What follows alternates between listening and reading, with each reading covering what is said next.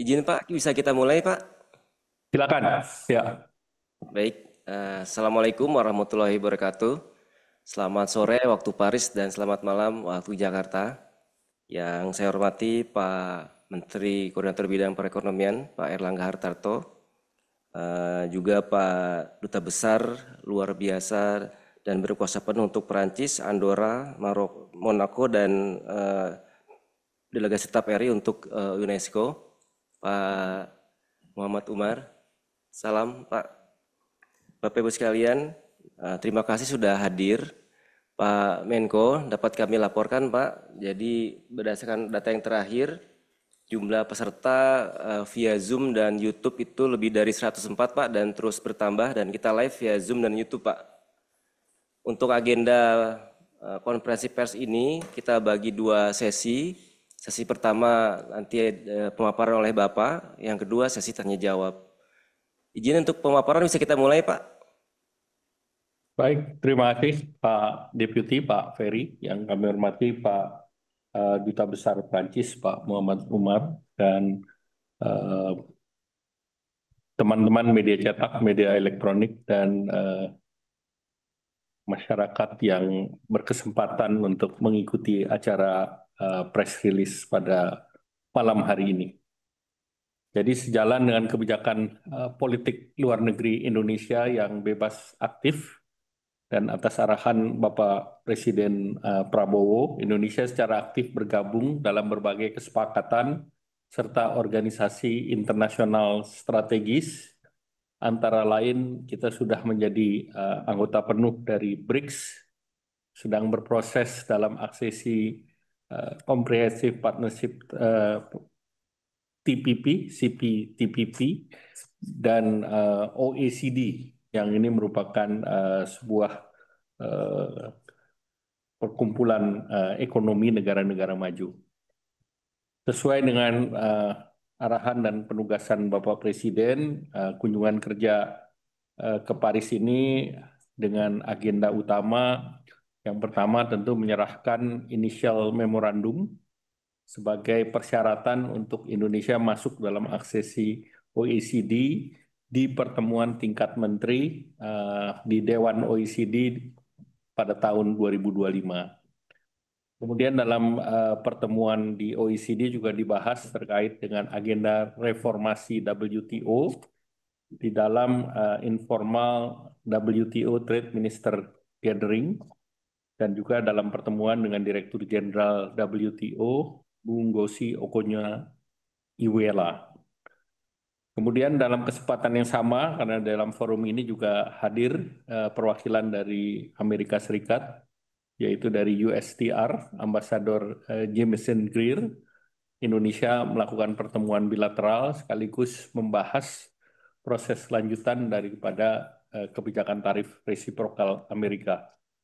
Dan juga ada pertemuan dengan mitra negara lain seperti Australia, Chili, Jepang, Swiss, dan Sekjen ASEAN.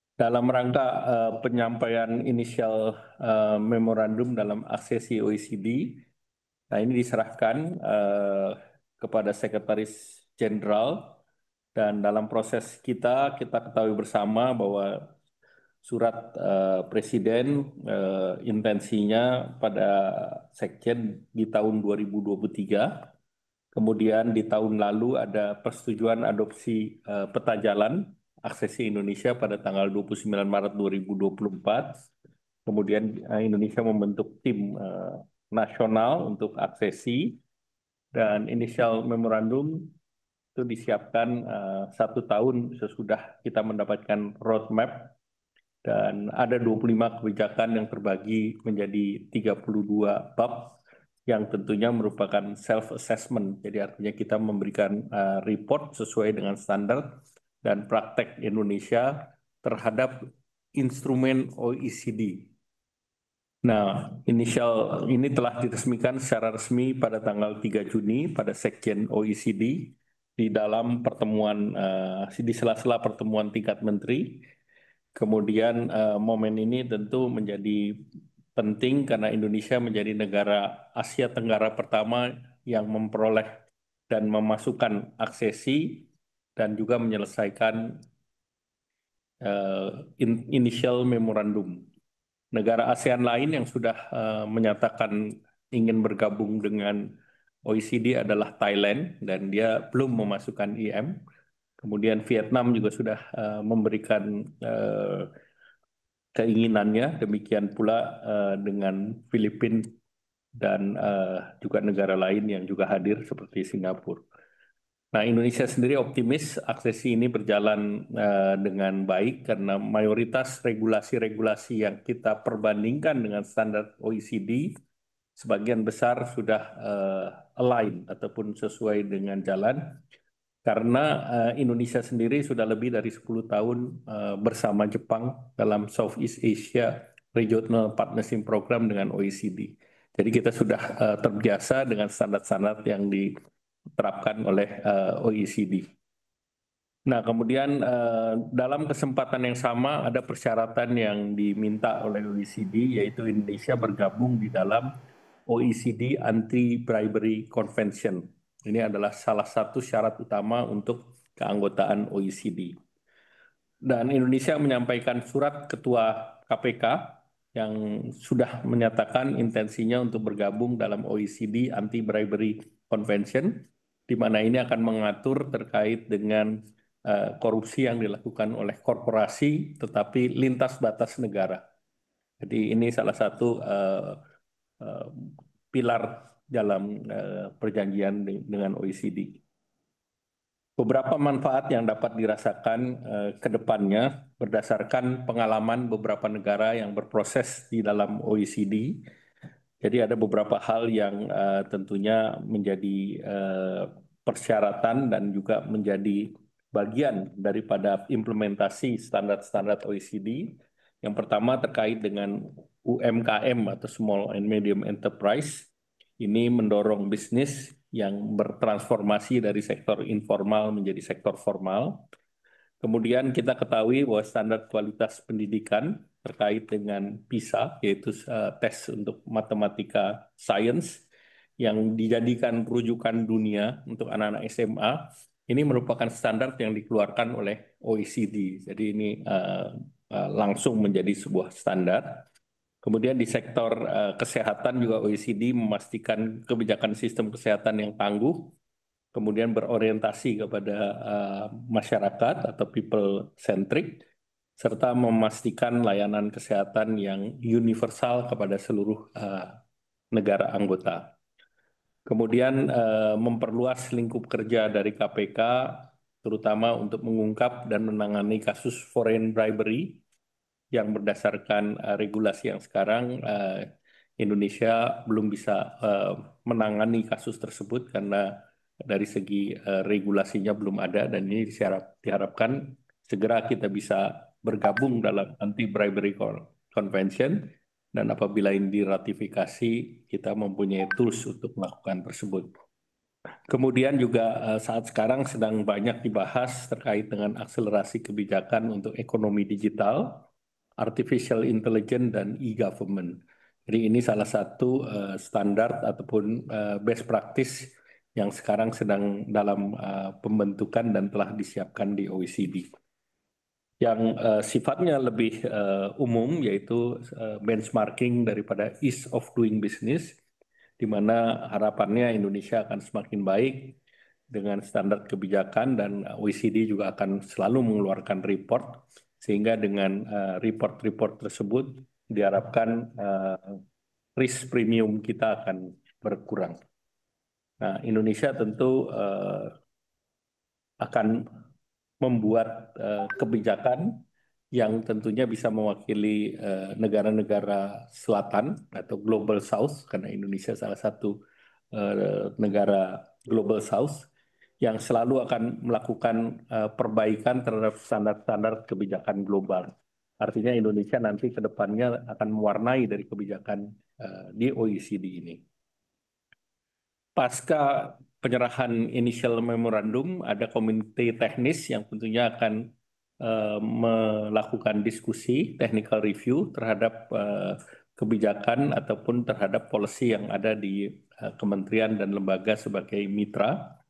Dan beberapa prioritas utama tentu bagi Indonesia adalah isu-isu terkait anti korupsi, perdagangan dan investasi, serta sustainability atau isu lingkungan.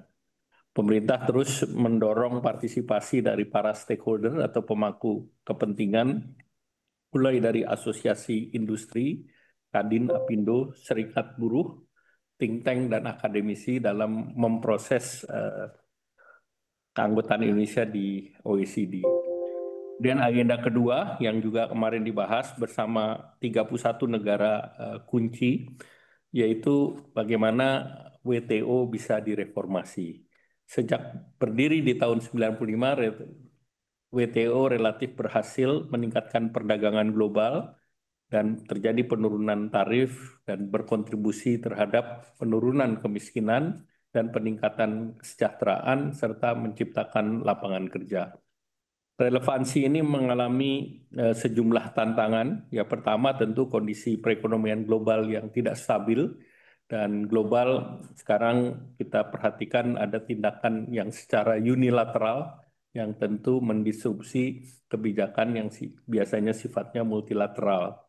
Kemudian ada perbedaan pandangan terhadap regulasi ataupun mandat WTO yang dianggap kurang relevan dibandingkan pada saat pendiriannya, sehingga ini tentu memerlukan reformasi yang mendalam. Kemudian juga posisi persaingan antar negara WTO, sehingga beberapa kali pertemuan WTO itu gagal. Dan yang keempat tentunya 5 tahun terakhir ini proses daripada penyelesaian sengketa di WTO terganggu. Nah, tentu ini membuat peran WTO semakin terbatas. Dalam diskusi tersebut, termasuk dengan Direktur Jenderal, Direktur Jenderal Ngozi melihat posisi strategis Indonesia sebagai negara besar di Asia Tenggara dan tentunya penting untuk mewakili negara berkembang yang sifatnya inklusif agar kepentingan-kepentingan seluruh negara bisa terwakili di dalam WTO. Dan Indonesia mendorong reformasi WTO, dan Indonesia menjanjikan nanti dalam pertemuan tingkat menteri ke-14 di Kamerun, WTO wajib mencapai hasil yang lebih baik, dan tentu Indonesia akan menugaskan Dubes Indonesia di WTO untuk membuat persiapan terkait dengan rencana tersebut. Yang terakhir, pertemuan perundingan tarif dengan Amerika Serikat. Di tengah pertemuan OECD, kami bertemu dengan Ambasador Jamieson Greer atau USTR. Indonesia sudah memberikan dokumen kepada USTR, dan dokumen tersebut kemarin sudah dilengkapi karena Amerika berharap seluruh dokumen terkait dengan pembahasan itu sudah masuk semua. Dan Ambasador Greer mengapresiasi proposal Indonesia sebagai basis yang baik untuk mendapatkan pertimbangan bagi Amerika. Indonesia sudah melakukan perundingan putaran pertama, mencakup berbagai isu termasuk tarif, hambatan non-tarif, digital trade, sampai dengan economic security. Dan putaran kedua ini akan segera dilakukan minggu depan. Jadi delegasi Indonesia akan mengirim tim ke Washington untuk melakukan negosiasi putaran selanjutnya. Nah, tentu dalam pembahasan dengan Amerika Serikat, Indonesia selalu mengedepankan kepentingan nasional dan melakukan upaya-upaya konkret agar penyelesaian perundingan ini Indonesia menjadi satu dari 18 negara yang diperkirakan dokumennya sudah lebih maju. Nah, tentu kita berharap hasilnya nanti akan optimal terhadap perdagangan Indonesia ke pasar global, termasuk ke Amerika Serikat. Demikian, Pak Ferry. Pak Makasih. Dubes ada yang pertama kan? Saya kira cukup, Pak Menteri. Ya. Makasih Pak Menko, Bapak Ibu sekalian, rekan-rekan wartawan, baik beda cetak maupun elektronik. Tadi sebagaimana disampaikan oleh Pak Menko, ada 3 tema strategis selama kunjungan beliau di Paris. Pertama tadi adalah penyampaian inisial memorandum dalam rangka aksesi OECD. Yang kedua adalah agenda reformasi WTO. Yang ketiga adalah perkembangan perundingan tarif dengan Amerika Serikat. Pak Menko, ini kami sudah mencatat beberapa pertanyaan. Kalau boleh kami izin untuk melanjutkan ke sesi tanya jawab Pak Menko. Silakan Pak Ferry. Baik Pak, di kami ada sekitar 17 dan izin diperkenankan kami bagi 3 sesi Pak. Yang sesi pertama ini dari BTV, dari Bu Wahyu Setiawati. Ini ada 2 pertanyaan Pak Menko. Pertama adalah bagaimana keanggotaan di OECD bisa menjadi angin segar bagi Indonesia di tengah ketidakpastian ekonomi dunia. Yang kedua adalah kebijakan dagang ini menjadi tantangan terbesar dunia seiring posisi kebijakan Trump. Nah, OECD ini setara 3/4 global trade. Apakah membership di OECD akan bisa menjadi benteng Pak atas perkembangan ini? Itu dari BTV, Bu Wahyu Setiawati. Kemudian yang kedua dari Berita Satu ada Pak Adin Anugrah. Ini juga ada 2 pertanyaan. Pertama, bagaimana posisi Indonesia di dalam peta geopolitik OECD saat ini dibandingkan dengan negara-negara lain, calon lain maksudnya seperti Argentina maupun Thailand. Yang kedua, apa dampak jangka pendek dan jangka panjang yang diharapkan dari keanggotaan Indonesia di OECD, terutama terhadap iklim investasi dan pertumbuhan ekonomi nasional. Itu yang dari Berita Satu, Pak Adin. Yang terakhir untuk sesi ini ada Bloomberg Technos dari Mas Dova. Pertanyaannya adalah berhubungan dengan OECD. Kemarin OECD dalam publikasi terakhirnya memangkas proyeksi pertumbuhan ekonomi Indonesia ke 4,77%. Nah, bagaimana tanggapan pemerintah terhadap outlook ini? Dan apakah tahun ini tetap yakin 5,2% Pak? Bagaimana strateginya? Izin Pak, mungkin 3 itu Pak yang mohon perkenan Bapak dan Pak Dubes untuk menjawab Pak. Silakan Pak. Iya. Iya, pertama tentu terkait dengan keanggotaan di OECD ini masih berproses karena biasanya mulai dari initial memorandum sampai dengan menjadi full anggota itu waktunya ada yang rata-rata relatif panjang. Jadi seperti beberapa negara ada yang lebih dari 5 tahun atau bahkan lebih dari 10 tahun. Nah, khusus terhadap Indonesia, karena dari hasil respons daripada OECD kemarin mengatakan Indonesia papernya relatif cukup bagus kualitasnya dan mungkin sekitar 80% itu sudah lain dengan standar yang diharapkan. Nah, tentu ini adalah sebuah citra yang baik, terutama untuk pasar, karena pasar membutuhkan pengetahuan mengenai adopsi standar Indonesia ataupun best practice di berbagai sektor. Dan OECD salah satunya adalah selalu melakukan benchmarking terhadap kebijakan-kebijakan yang diambil.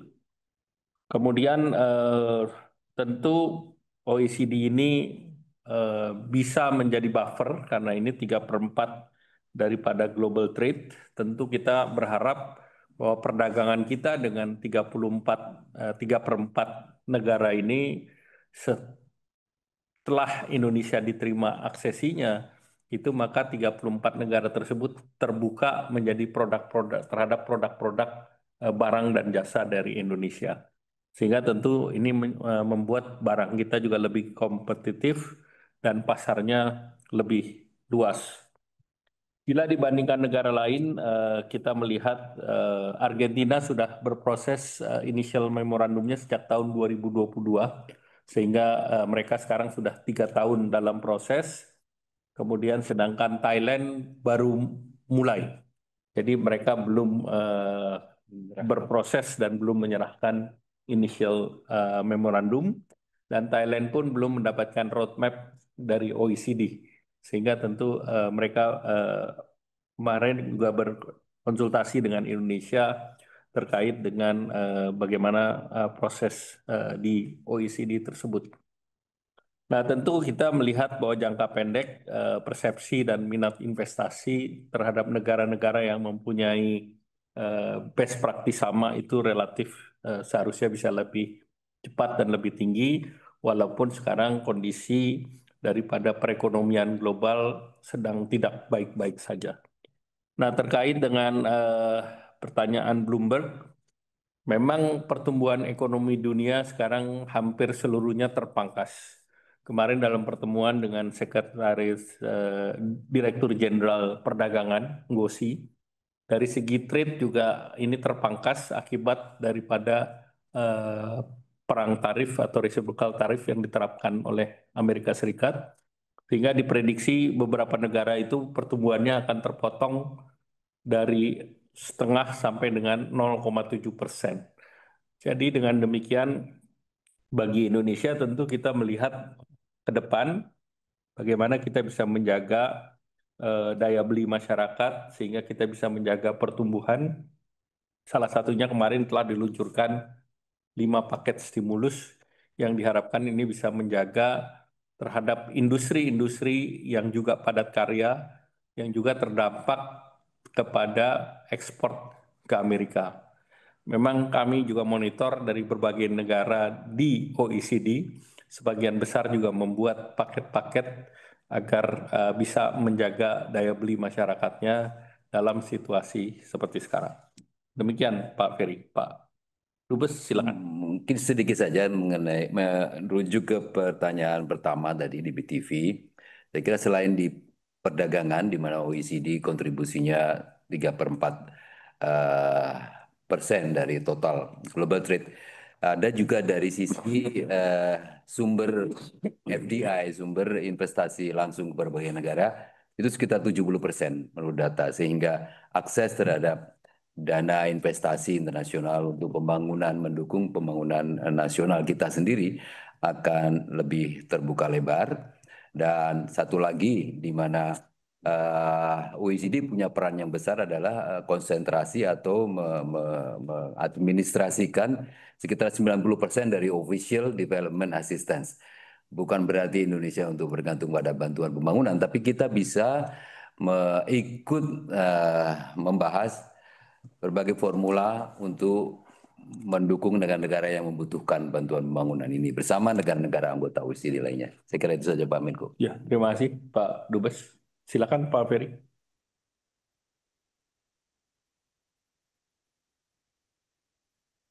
Izin melanjutkan sesi 2, Pak. Jadi untuk termin kedua ini ada juga 3 pertanyaan, Pak. Satu dari MNC Portal oleh Mbak Anggi. Ini pertanyaannya, apa ada target waktu spesifik dari OECD soal kapan Indonesia diharapkan dapat menyelesaikan seluruh proses aksesi dan menjadi anggota penuh? Itu yang pertanyaan pertama dari Mbak Anggi.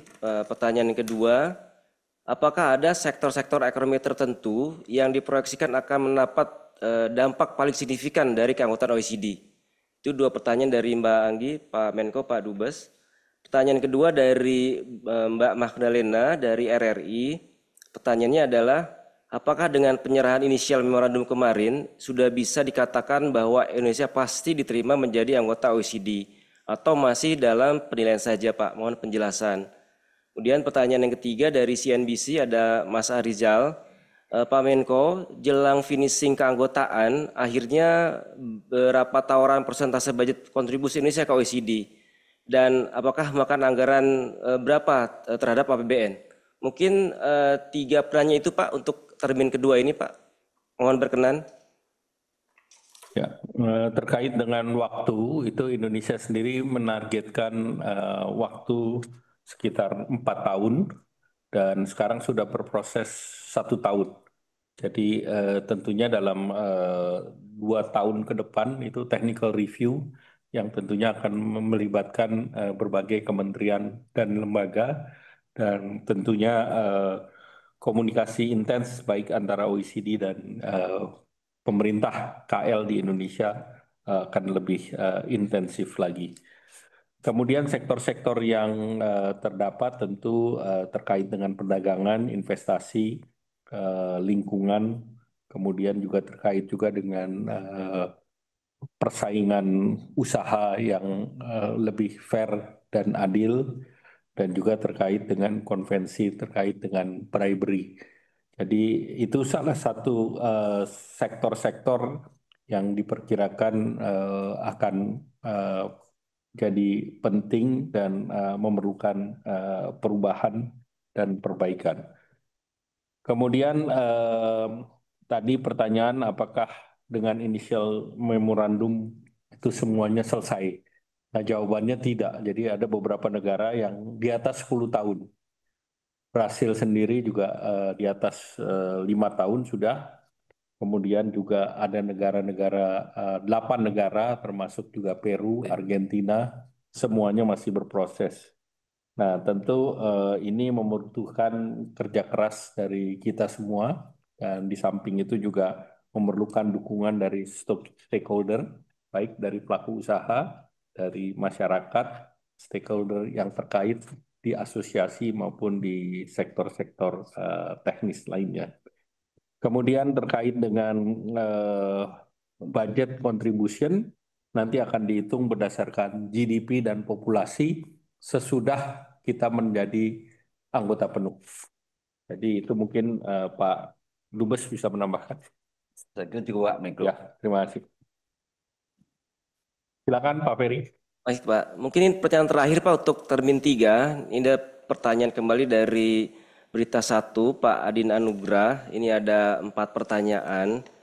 Pertanyaan pertama adalah bagaimana keanggotaan di OECD akan mendukung agenda pemerintah seperti hilirisasi, transisi energi, ataupun reformasi struktural ekonomi Indonesia.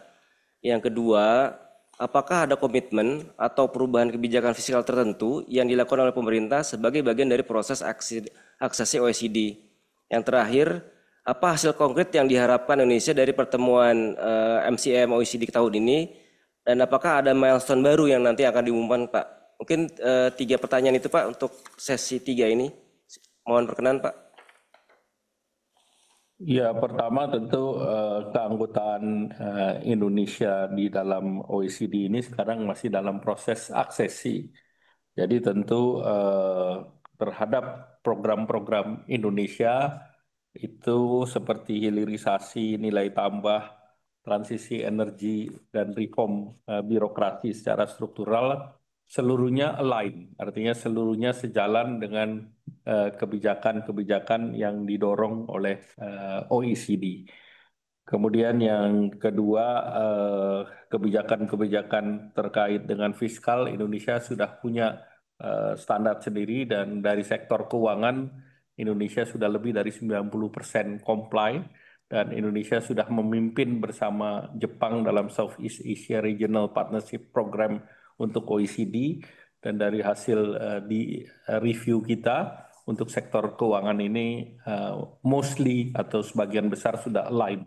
Jadi termasuk dalam kebijakan fiskal policy, termasuk dengan cakupan budget defisit dan yang lain, ini seluruhnya makroprudensial kita sudah sejalan. Kemudian dalam pertemuan ministerial meeting kali ini, salah satu isu utama adalah untuk mempertahankan kebijakan multilateral berbasis pada rule base, terutama untuk menghadapi unilateralism dan menghadapi tarif war. Dan terus kita juga melihat bagaimana lembaga seperti World Trade Organization ini bisa meningkatkan perannya agar bisa menjadi perisai ataupun menjadi buffer terhadap kondisi perdagangan global.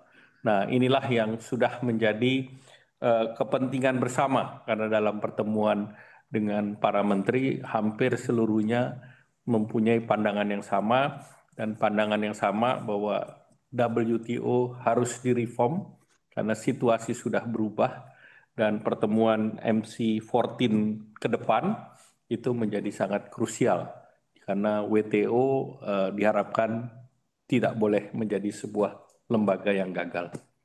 Demikian, Pak Dubes, mungkin ada yang ditambahkan. Cukup Pak. Ya. Pak Menko, terima kasih Pak. Itu mungkin pertanyaan terakhir Pak. Jadi tadi Bapak Ibu sekalian, Bapak Ibu wartawan, tadi disampaikan oleh Pak Menko bagaimana peran strategis OECD dalam konteks perkembangan ekonomi Indonesia, kemudian juga update dari akses Indonesia ke OECD, kemudian juga apa-apa saja yang nanti akan dilakukan dan terkaitannya dengan kebijakan pemerintah. Pak Menko, kalau tidak ada lagi, mohon perkenan kita tutup, Pak Menko. Silakan. Terima kasih teman-teman media Terima cetak kasih. elektronik, Pak Baik. Dubes, Pak Ferry.